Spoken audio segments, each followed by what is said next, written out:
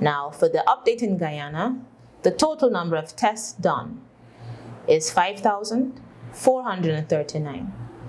The number of persons tested is 4,057, and 3,705 persons are negative.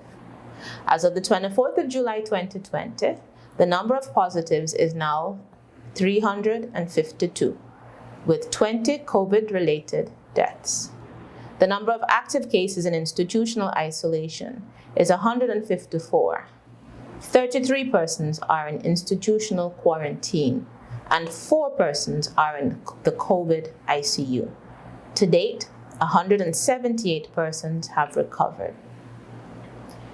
Yesterday, I shared with you some guidelines from our workplaces outlined in the Occupational Health and Safety Act of 1997, Chapter 9906.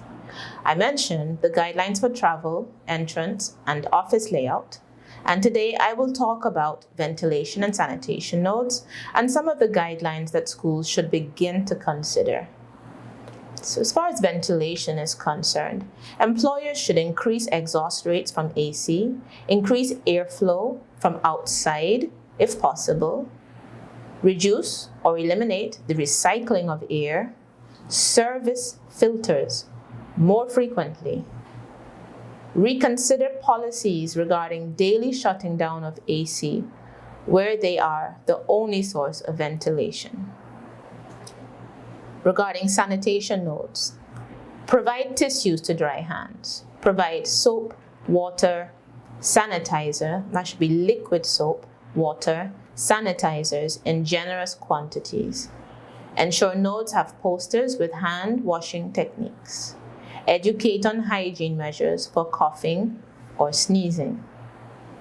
As far as surfaces are concerned, prioritize the hourly cleaning of rails and doorknobs. Clean handsets of multi-user telephones. Adopt single-user keyboard policies. Cleaners must be provided with gloves, in addition to disinfectants. Enhanced cleaning must be done in spaces where ill persons would have been working. Travel. No non-essential travel. No travel even with minor symptoms. If sick during travel duty, seek nearest medical attention and inform supervisor. Regarding meetings, if needed, seek open spaces or room with outside ventilation and socially distanced. Video conferencing should be new preferred modus. Schools, general guidelines.